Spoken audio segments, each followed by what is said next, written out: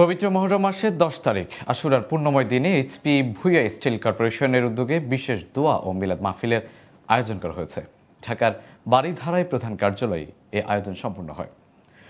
প্রতিষ্ঠানের শুরুতে পবিত্র কোরআন তেলাওয়াতের মাধ্যমে অনুষ্ঠানের সূচনা হয়। এরপর বিশ্বনবী হযরত মুহাম্মদ সাল্লাল্লাহু আলাইহি ওয়াসাল্লামের জীবন ও কারবালার শহীদদের স্মরণে আলোচনার আয়োজন করা হয়। দোয়া মাহফিলে দেশ, জাতি ও মুসলিম উম্মার শান্তি, সমৃদ্ধি এবং কারবালার শহীদদের রুহে মাগফিরাত কামনা করা হয়।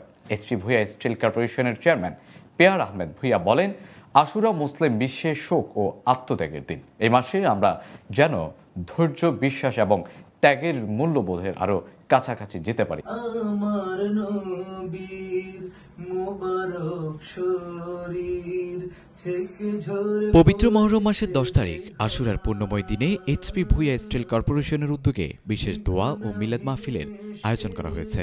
ঢাকার বাড়িধারায় প্রধান কার্যালয়ে এই আয়োজন সম্পূর্ণ হয়। অনুষ্ঠানের শুরুতে পবিত্র কোরআন তেলাওয়াতের মাধ্যমে অনুষ্ঠানের সূচনা হয়।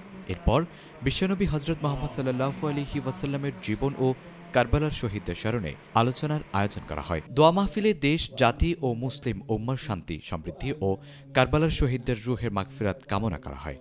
এইচপি ভুঁইয়া স্টিল কর্পোরেশনের চেয়ারম্যান পেয়ার আহমেদ ভুঁইয়া বলেন, আশুরা মুসলিম বিশ্বের শোক ও আত্মত্যাগের দিন। এই মাসে আমরা যেন ধৈর্য, বিশ্বাস, ত্যাগের মূল্যবাদের আরও কাছাকাছি যেতে পারি এবং কারবালার স্মৃতি, সত্য ও সম্মানের নীতিগুলোকে সমুন্নত রাখার আমাদের সংকল্পকে আরো শক্তিশালী করি শান্তিপূর্ণ মহরমে। এছাড়াও এইচপি ভুঁইয়া স্টিল কর্পোরেশনের সকল কার্যালয়গুলোতে দোয়া মাহফিলের আয়োজন করা হয়। রিপোর্ট, মিহিরুল মিরাজ।